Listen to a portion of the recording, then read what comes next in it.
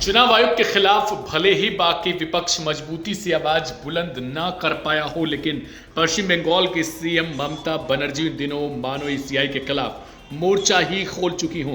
बुधवार को supreme court में पश्चिम बंगाल की मतदाता सूची की स्पेशल इंटेंसिव रिवीजन यानी एसआईआर को लेकर सुनवाई के दौरान बेहद हैरान करने वाला मामला देखने को मिला है। ऐसा पहली बार हुआ है जब किसी मौजूदा मुख्यमंत्री ने खुद सुप्रीम कोर्ट में उपस्थित होकर अपनी याचिका पर मौखिक दलीलें पेश की हो। पश्चिम बंगाल की मुख्यमंत्री ममता बनर्जी ने चुनाव आयोग द्वारा कराए जा रहे एसआईआर को चुनौती देने वाली याचिका पर संक्षिप्त लेकिन बेहद तीखी दलीलें पेश की हैं। हालांकि उनकी ओर से वरिष्ठ अधिवक्ता श्याम दीवान ने मुख्य कानूनी बहस की, लेकिन ममता बनर्जी ने भी chief justice Suryakant, justice Joymalya Bagchi और जस्टिस विपुल पांचोली की बेंच के सामने अपनी बातें रखी हैं। ममता बनर्जी ने कहा कि एसआईआर की प्रक्रिया मतदाताओं को जोड़ने के लिए नहीं बल्कि नाम हटाने के लिए की जा रही है। उन्होंने दावा किया शादी के बाद पति का सरनेम अपनाने वाली महिलाओं के नाम भी नेम मिसमैच के आधार पर मतदाता सूची से हटाए जा रहे हैं।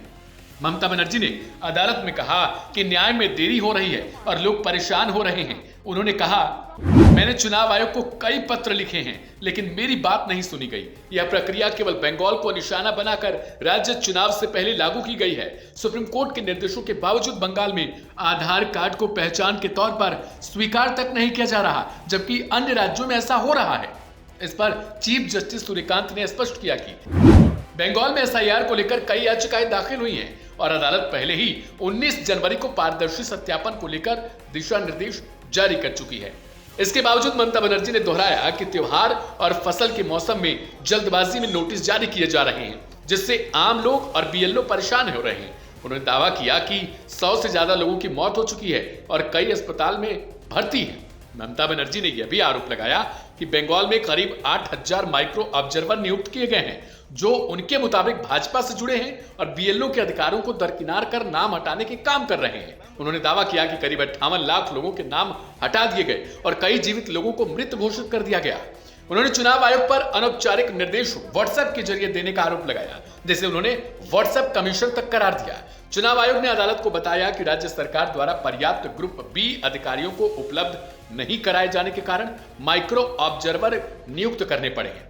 इस पर बेंच ने कहा कि यदि राज्य सरकार ग्रुप बी अधिकारियों की सूची देती है तो माइक्रो ऑब्जर्वर हटाए जा सकते हैं। चीफ जस्टिस ने चुनाव आयोग को यह भी निर्देश दिया है कि सिर्फ नाम की स्पेलिंग मिसमैच के आधार पर नोटिस जारी न किए जाएं और संवेदनशीलता बरती जाए। सॉलिसिटर जनरल तुषार मेहता ने अदालत को यह बताया कि राज्य में चुनाव आयोग के अधिकारियों के खिलाफ शत्रुतापूर्ण माहौल बनाया गया है और उनकी सुरक्षा को लेकर एक अलग जनहित याचिका दाखिल की गई है। बेंच ने इस याचिका को भी अगली सुनवाई में सूचीबद्ध करने की सहमति जताई। वरिष्ठ अधिवक्ता श्याम दीवान ने अदालत से आग्रह किया है कि नाम हटाने की प्रक्रिया पर तुरंत रोक लगा दी जाए और उन्होंने 2026 के विधानसभा चुनाव 2025 की मतदाता सूची के आधार पर कराए जाने की भी मांग रखी है।